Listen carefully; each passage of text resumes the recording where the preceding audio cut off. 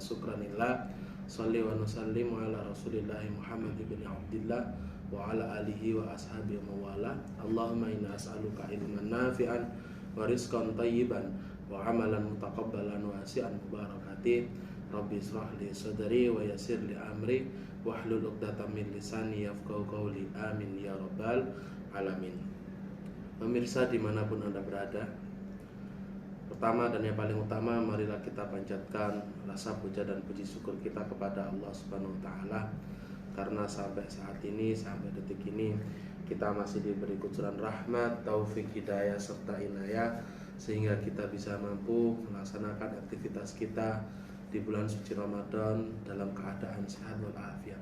Salawat salam semoga tetap tercurah limpahkan kepada Nabiullah Muhammad SAW.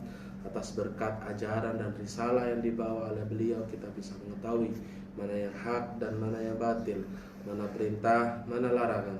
Manakala kita mengerti bahwa itu adalah sebuah perintah, mari perintah itu kita kerjakan dengan sebaik-baiknya. Manakala kita mengerti bahwa itu adalah sebuah larangan, mari larangan itu kita tinggalkan sejauh-jauhnya. Berkaitan dengan puasa di bulan suci Ramadan, Allah sudah memerintahkan kita dalam Quran, ya ayyuhalladzina amanu kutiba alaikumusiyam kama kutiba alal ladzina min qablikum la'allakum tattaqun. Hai orang-orang yang beriman, diwajibkan atas kamu untuk berpuasa sebagaimana Allah juga perintahkan puasa bagi umat-umat yang terdahulu. Pemirsa dimanapun Anda berada, berkaitan dengan puasa, Imam Junaidi Al-Baghdadi di dalam kitabnya beliau mengklasifikasikan tiga orang yang berpuasa. Yang pertama, puasanya orang awam. Yang kedua, puasanya orang khawas. Yang ketiga, puasanya orang khawasul khawas. Di mana puasanya orang awam yang pertama itu, puasanya orang awam itu hanya sekedar makan, hanya sekedar menahan makan dan dahaga saja, hanya sekedar menahan lapar dan dahaga saja. Akan tetapi dia masih melakukan kemaksiatan. Dia berpuasa masih jahil dengan temannya. Dia berpuasa masih ngerasani tonggoe. Dia puasa masih melakukan kejahatan-kejahatan lainnya. Itu puasanya orang awam, hanya sekedar menahan lapar dan dahaga saja. Dan yang kedua, puasanya orang khawas. Puasanya orang khawas ini tidak hanya sekedar menahan lapar dan dahaga, tetapi juga memperhatikan rambu-rambu larangan dari Allah Subhanahu wa taala. Dalam artian bukan hanya sekedar menahan lapar dan dahaga saja, tetapi menjaga diri untuk tidak bermaksiat, untuk tidak melakukan dosa kepada Allah Subhanahu wa taala. Dan yang ketiga, yaitu puasanya orang khawasul khawas.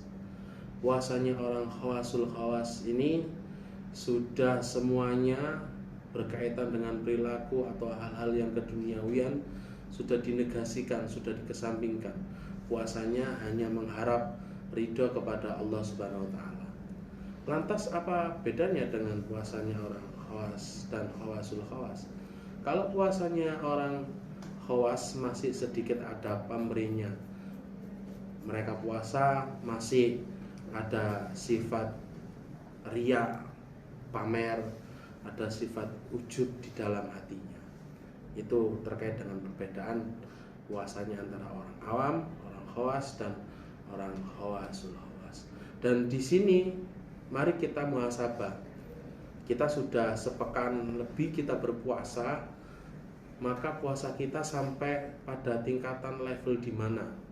Ataukah kita puasanya di tingkat level awam, atau kita berpuasanya di tingkat khawas, ataukah kita berpuasanya di tingkat khawasul khawas? Mari kita muhasabah dan kita cek. Jawabannya ada di dalam diri kita masing-masing.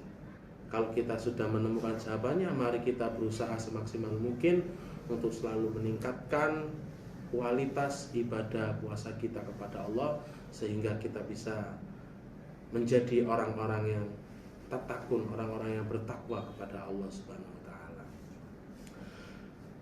Dan ada beberapa hal yang harus diperhatikan, bahwasanya puasa itu menjadi tazkiyatun nafas, menjadi memanajemen jiwa yang ada di dalam diri manusia. Pada dasarnya di dalam diri manusia itu terdapat dua sifat karakter. Di dalam Quran itu fa'alhamaha fujuraha wa taqwaha. Kadang manusia itu berbuat fujur, kejelekan, dan kadang manusia itu berbuat ketakwaan. Kalau di dalam ilmu tasawuf ada yang namanya istilah innan nafsal amaro bisu. Di dalam diri manusia itu terdapat nafsu amaro bisu, yaitu nafsu yang mengajak kepada kejelekan. Dan yang kedua nafsu mutmainnah, yaitu nafsu yang mengajak kepada kebaikan. Nah, kedua nafsu ini saling bergesekan di dalam diri manusia. Ketika yang dominan itu nafsu amaro bisu, maka bisa dipastikan tabiat manusia itu akan cenderung kepada kejelekan. Kalau nafsu mutmainnahnya yang dominan, maka karakter dan tabiat manusia itu akan cenderung kepada kebaikan.